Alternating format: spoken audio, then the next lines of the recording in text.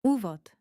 Môže byť dlhotrvajúci hlboký smútok skutočnou telesnou chorobou a nie iba obyčajnou lenivosťou alebo slabou vôľou? Ahoj, ja som Kapsule diagnózy. Dnes zistíš, ako zákerne dokáže depresia paralyzovať ľudské telo a prečo bežné rady o tom, že sa máš len viac snažiť, človeku s touto chorobou vôbec nepomôžu. Kapitola 1.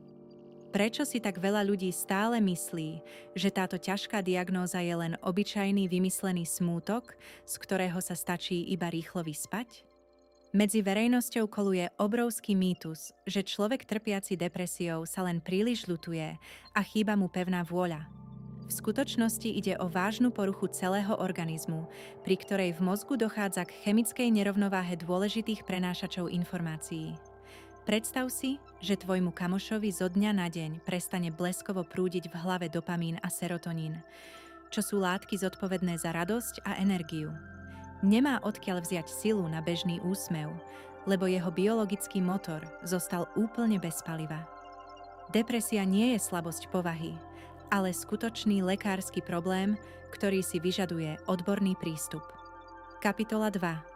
Ako presne vyzerá bežný deň človeka, ktorého myseľ aj telo úplne ovládla táto zákerná choroba? Celý tento mechanizmus si môžeš predstaviť cez analogiu s vybitou batériou v mobile, na ktorej svieti 0%.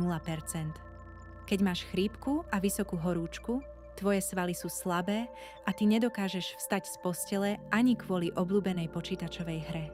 Presne takto bolí depresia, no namiesto kĺbov ochromuje tvoju schopnosť cítiť akúkoľvek emóciu vrátane radosti či smútku.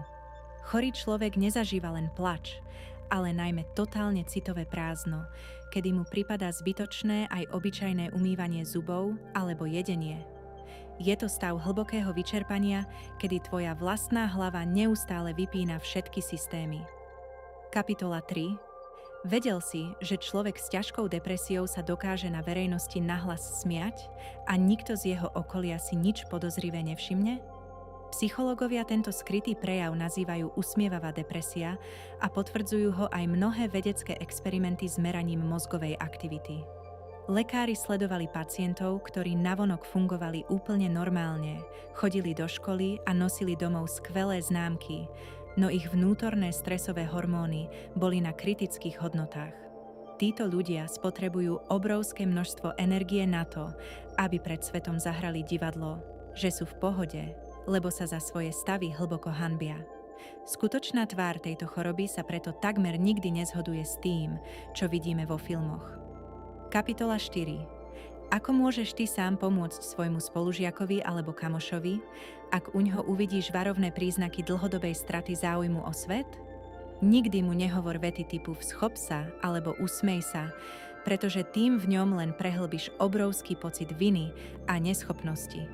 Namiesto prázdnych rád mu úprimne povedal, že si tu pre neho, počúvaj ho bez odsudzovania a jemne ho nasmeruj k školskému psychológovi alebo lekárovi. Pomoc odborníka funguje ako oprava pokazenej chémie v hlave a dokáže človeku bezpečne vrátiť chuť do života. Napíš mi do komentárov, či si už niekedy pomohol kamošovi, ktorý prežíval naozaj ťažké obdobie. Odporúčanie.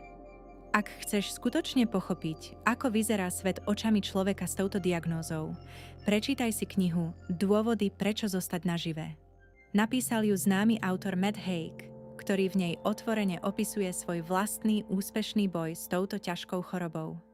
Dozvieš sa, ako postupne našiel svetlo na konci tmavého tunela a čo mu najviac pomohlo uzdraviť unavenú myseľ. Táto kniha ti dá obrovskú dávku empatie a ukáže ti, že z každej tmy existuje bezpečná cesta von. Záver. Ďakujem, že ti záleží na duševnom zdraví a sleduješ kapsule.